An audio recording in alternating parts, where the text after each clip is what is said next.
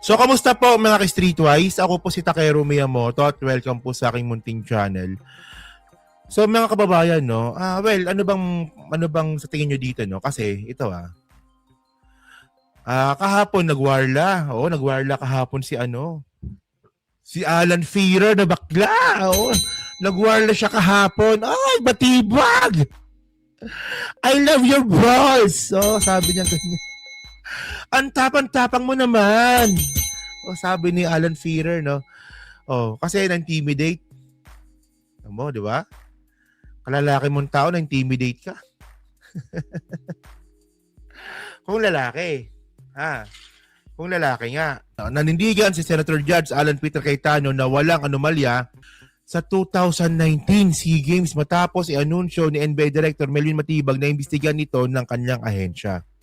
Kita nyo to 2019 SEA Games. 7 years nang nakalipas. Actually, marami na nag-imbestiga dito, walang nangyari. Alam nyo kung bakit? Paano? Si Digong yung presidente. Natingin niyo po ba? Ito yung katangahan ni Alan Peter Cayetano kahapon . Sabi kahapon ni Alan Peter Cayetano kahapon, inimbestigahan na ito ni Drilon, wala nangyari. Oo nga, inimbestigahan ni Drilon. Paano maimbestigahan ni Drilon na maayos yan kung siya po yung nasa minority? Paano? Siyempre, wala siyang ganun kalakas na kapangyarihan. Nasa minority siya . Ayan, naimbestigahan na rin yan ng ombudsman. Wala naman siyang sinabi. Paano imbestigahan ng ombudsman yan? Si Martires? Imbestigahan ni Martires yan? Bobo ka pala . Bobo ang puta. Lahat na ako ba dito kay Alan Peter? Puro katangahan yung sinasabi. Takot ka lang. Yun lang yun. Takot ka lang kay Matibag. Ang dami mong sinasabi. Sabi niya pa dito, matatanda ang pinamunuan ni Cayetano ang nasabing programa. Sabi ni Cayetano dito, binabawasan kami at inisa-isa even yung mga vlogger na malapit sa administrasyon. May kasunod, sinong vlogger yung malapit sa administrasyon? Iniisa-isa even yung vlogger na malapit sa administrasyon. Ano yun? May kasunod, I want this impeachment to be a test that the 1987 Constitution works. Tangina. Paano magiging 1987 Constitution works kung bias kang gago ka? Kung habang nagtatrial pa lang, kitang-kita na namin na i-acquit mo si Sara. Sabi ni Alan Peter, gusto kong ipakita na yung 1987 Constitution ay nagwo-work. Paano magwo-work? Gago ka. Tangina, wala pang trial, mayroon ng judgment. Alam nyo, natatangahan na rin po talaga ako sa mga kababayan natin. Naniwala kayo sa 10,000 pesos? Nung si Alan Peter Cayetano, tumakbo ang senador noong 2022, binoto nyo kasi nangako ng 10,000 pesos. Alam nyo, ang sinisisi ko dito, tayong mga Pilipino din kasi ang tanga-tanga natin. Ang dali natin mautos sa mga ganyang klase mga politiko, 10,000 pesos, Marcoleta naman 2,000 pesos. Alam nyo, ako hindi ko binoto sa Alan Peter . Hindi ko rin binoto sa Marcoleta. Pero kung pag-usapan natin as a whole, in general, kasalanan natin to. Saan na ba tayo? Wala tuloy ako. Gago tong si Alan Peter . Kasi nga po, pati po yung kaldero. Yung kaldero na nakakahalaga ng 50 million. Imbestigahan din ni Matibag. Alam nyo, malupit to. Alam nyo kung bakit? Kasi po yung sinasabing nakawan po sa SEA Games noong 2019, billion of pesos na pinag-uusapan doon. Billion. So, swak na swak po ito sa plunder. Bukod dyan, mga kababayan, yung kaldero issue, magkano yon? Sakto. 50 million. Ayan, sabi dito, the Caldero issue refers to the heavy public backlash surrounding the 50 million ceremonial cauldron constructed in New Clark City in 2019. Di ba? Swak sa banga ito. Kahit sa Caldero pa lang. Alam nyo, ito yung pinagmamalaki ni Alan Peter dati, na maganda naman yung Caldero, State of the art yan. Di ba? Diba sabi niya? Art daw yun, art. Ewan ko sa'yo. May balita dito. Dito sa balita. Isang monumento para sa mga atletang Pilipino. Ganon inilarawan ang cauldron sa New Clark City na sumimbolo sa pag-host ng Pilipinas sa Southeast Asian Games noong 2019. Mukha bang kaldero? Sa pag-host ng Pilipinas sa Southeast ang cauldron sa New Clark. Mukha bang kaldero? Parang hindi naman mukhang kaldero. Mukhang gas stove eh. Mukhang gas stove. Yung single single burner. City na sumimbolo sa pag-host ng Pilipinas sa Southeast Asian Games noong 2019. Nagpatayo rin noon ng isang sports complex para pagdausan ng palaro. Makalipas ang 7 taon, inihayag ni NBI Director Melvin Matibag. Alam niyo ito ha. Wala namang problema dun eh. Sa akin, yung magkakaroon tayo ng magandang sports complex, maganda yun. At least yung mga atleta natin, merong bagong pagpapraktisan. Ang problema, ninanakawan. And then mga kababayan, no, besides po doon, ang sabi nga po ni Drilon dito, bakit pa tayo nagpagawa ng bago kung meron na tayong luma? Ang gagawin, nire-rehabilitate na lang. Well, may point. Kung nagtitipid nga tayo, may point. Meron tayong yung Rizal Memorial. Alam niyo yung Rizal Memorial Coliseum? Pagmamayari ng gobyerno yan? Napapabayaan na rin po. Pero malaki yun ha, malaki yun. Makapasok ako dyan, malaki yan. Pero napapabayaan na rin po yan. So sabi nga ni Drilon dati, pwede namang ayusin yung Rizal, bakit nagpagawa pa sa Clark? May point din. May point din na magpagawa ng bago. Pero sana, hindi na lang sana nagawa ng anomalya. Ayun lang sana, di ba? Ayun ang sinasabi natin eh. Okay. Inihayag ni NBI Director Melvin Matibag na maglulunsad siya ng investigasyon sa mga umano'y irregularidad sa naging kasos noong 2019 SEA Games. Nakita namin dun yung parang sports complex na ginamit ng SEA Games, yung sa Philippine SEA Games Organizing Committee. Well, nakarating sa amin, billion-billion pala yung pumasok dito na pera na unliquidated. At merong private company rito na na-involve. Ayun ang malupit, unliquidated. Doon napapasok yung anomalya, unliquidated. Anong ginawa ng COA dito?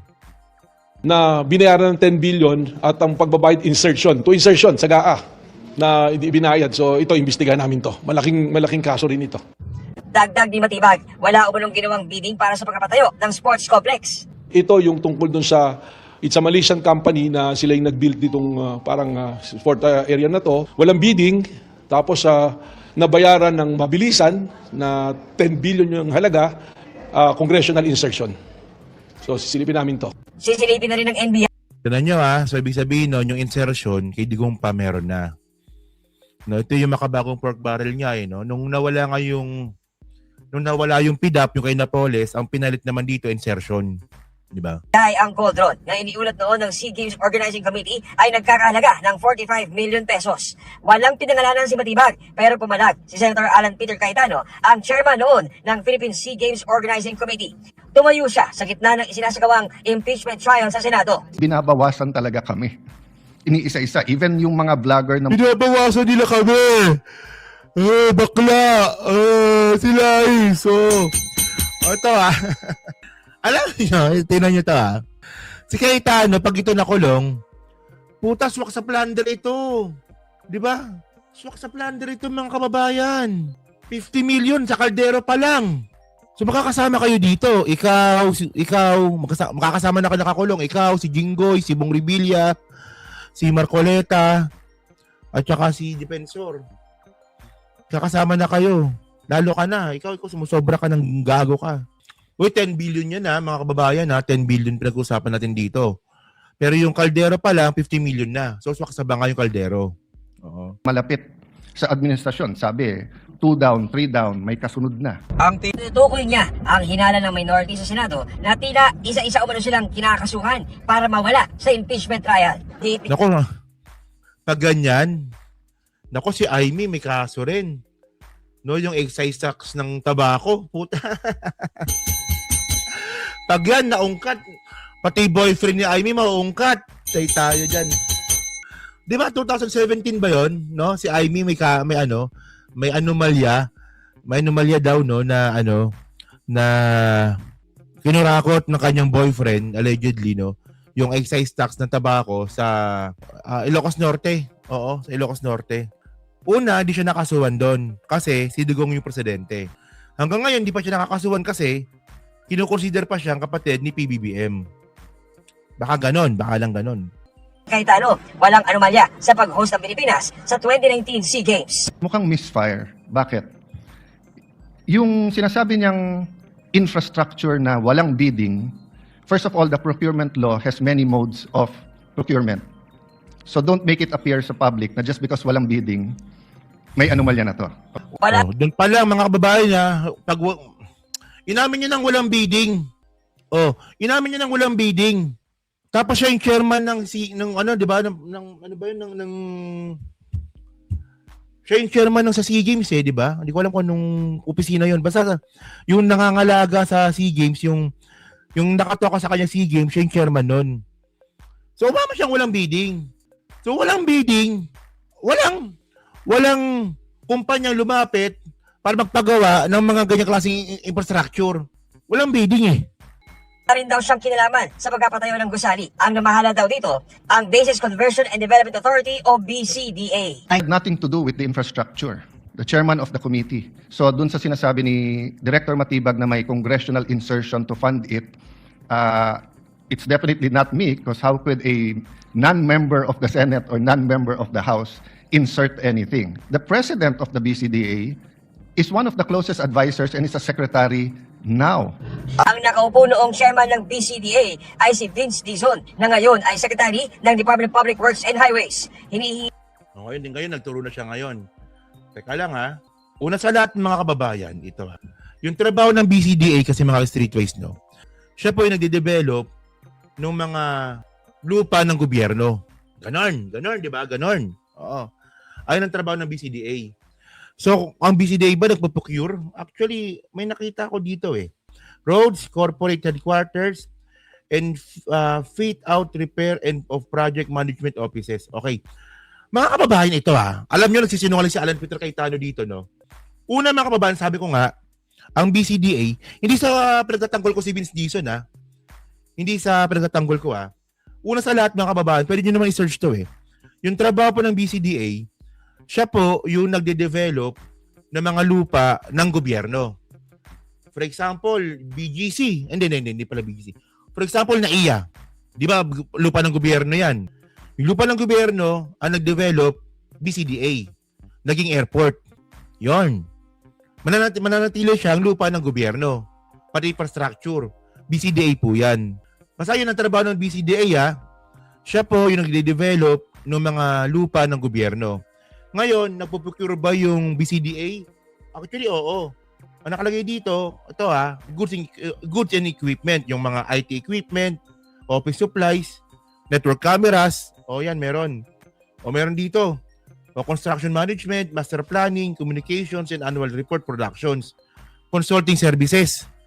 Malamang ito yung mga opisina sa labas, no, na binabayaran. May ganun eh. May partnership po sa labas yan. Sa infrastructure mga kababayan, ang pinuprocurement po ng BCDA, roads, corporate headquarters, no, fit out of repair of project management and offices. Yun lang. Hindi po kasama yung building. No, mayroon pa dito leases of venue, security, manpower and appraisal services. Yung manpower. Yun, kasama rin pala. Sino na procure diyan sa sa 2019? Tinangan natin. Dapat pala ni-research ko pala 'to, no? Kanina, no. Real time eh. 2019. Sino na procure diyan? Wait lang ah. So nag-procured nag-procured Philippine Sports Commission through DBM. Procure.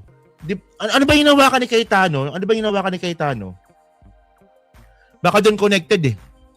Di ba? Pero at least you get the point, no?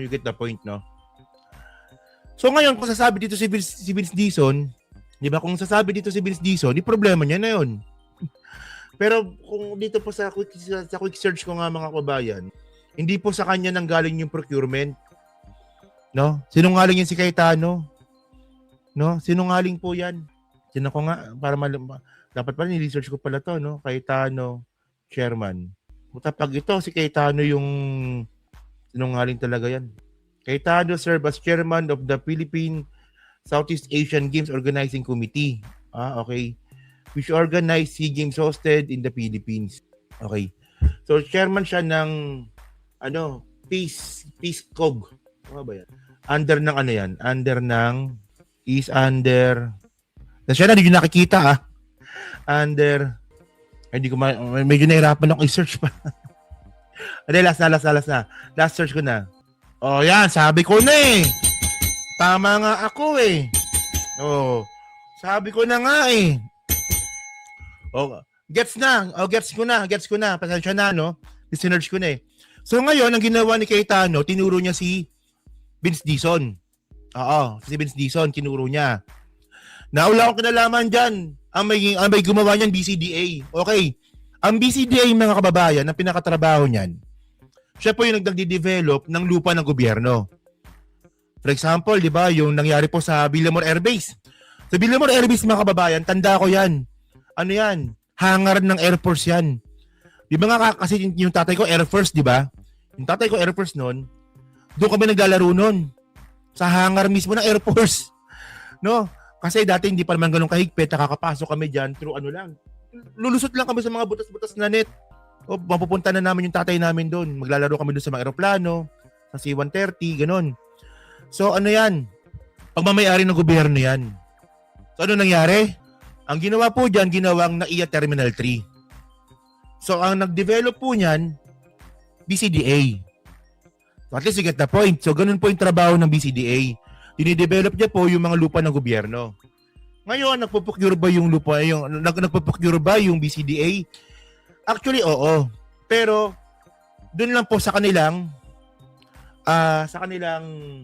operation. Pero yung sasabihin mo na nag-ooperate or nagpo-procure yung BCDA para magpatayo ng building, wala pong ganun. Walang ganun ng BCDA. Niloloko lang kayo ni Alan Peter Cayetano. So ngayon dito na papasok ngayon. Itong Alan Peter Cayetano, mga kababayan, siya pala yung chairman ng Philippine Southeast Asian Games Organizing Committee o PISGOC. PISGOC. Oo. Na itong PISGOC, mga kababayan, siya po is under pala, work under Philippine Sports Commission, PSC. Okay na. At least you get the point. Ngayon, ang PSC, mga kababayan, siya po yung nag-procure ng mga yan. Yung mga buildings ng mga quarters, yung stadium na yan, yung track and field na yan, ang nag-procure po niyan, PSC, Philippine Sports Commission, na nandun nga po yung PISGOC. Tensya na, ngayon ko lang ni-research kasi dapat sinerch ko na pala kanina. So, ganun. Magsisinungaling po yan si Alan Ferrer, mga kababayan. No, ang gusto niyo lang talaga ituro, ay, ang may kasalanan diyan BCDA. Bakit magiging kasalanan ng BCDA yan kung nagtayo lang sila ng building doon? Sinungaling talaga to eh. Well, ngayon, no, kung may kasalanan dito si pangalan nito, si Vince Dizon, so harapin nyo na lang yan. Okay, kung makita ni Melvin Matibag na dawit si Vince Dizon dito, so ang kailangan natin makita, paano na si BCDA is nagkaroon ng kapangyarihan para mag-procure. Procure. O, di ba? So, yun. Gusto ko kasi malaman eh. Kaya sinerch ko kahit nakapost ako eh. Gusto ko kasi malaman kasi alam kong hindi pwede sinasabi ni Cayetano eh. Kasi alam ko yung trabaho ng BCDA eh. Kasi the first place po, nakatira kami sa Villamor Air Base dati. Alam ko na yung BCDA, ayan ang trabaho. Hindi sa pagtatanggol ko si Vince Dizon ha. Kung sangkot siya, so be it. Di ba? Pero syempre, ang gusto natin malaman, paano, yun nga, paano na-connecta yung BCDA sa pag-procure ng mga gamit. Di ba? Kailangan natin malaman yun, di ba? Okay, continue. Namin ang kanyang pahayag kaugnay ng issue. Dagdag ni Cayetano na apektuhan na daw ang impeachment court sa ginagawa ni Matibag. Lalo't natakda itong humarap bilang testigo. Naapektuhan na raw yung impeachment court dahil kay Matibag. Parang mali ata. Parang naapektuhan, no? Si Cayetano lang. No? Hindi yung buong impeachment court. O nga pala, no bidding nga pala. O nga pala. Bakit ako nagsasabing procurement? Wala nga palang bidding. Galing talaga nila Reyes, no? O nga pala, no? Wala palang bidding. So walang procurement. So yari si Cayetano talaga dito. No, mas lalong maghuhugas kamay dito yung BCDA. Kasi wala palang bidding. O nga pala, no. Yun ang prosekusyon sa impeachment trial ni Vice President Sara Duterte. Is it unfair to me and unfair to the court that kung kailan siya patatawag siya sa Monday, intimidate mo ako, hindi kita tatanungin sa Monday dahil mag-a-announce ka na iimbestigahan mo. Tapos sasabihin mo may insertion, tapos sasabihin mo hindi liquidated po lahat yun. What you're doing is not helping. Investigate whatever you Okay, sige. Liquidated pero walang procurement. Mali pa rin. want to investigate. Pero wag mo nang i-announce kasi nga naaapektuhan yung integrity ng court. Sinisika pa namin makuha ang reaksyon ni Director Matibag sa naging pahayag ni Senator Cayetano. So ito, makakaalaman to mga babayan. Sa Martes pala, no? Sa Martes. Makakaalaman to sa Martes. Kung anong klaseng makeup ang isusuot ni Alan Peter Cayetano pag nakaharap niya si Vince Dizon. Magmamaganda muna ako. Andyan si Melvin Matibag. Tinibag niya ang puso ko. Ay, Melvin! Ay, nako ba? Di ba? Magsalita kasi, kala mo napakalinis, no?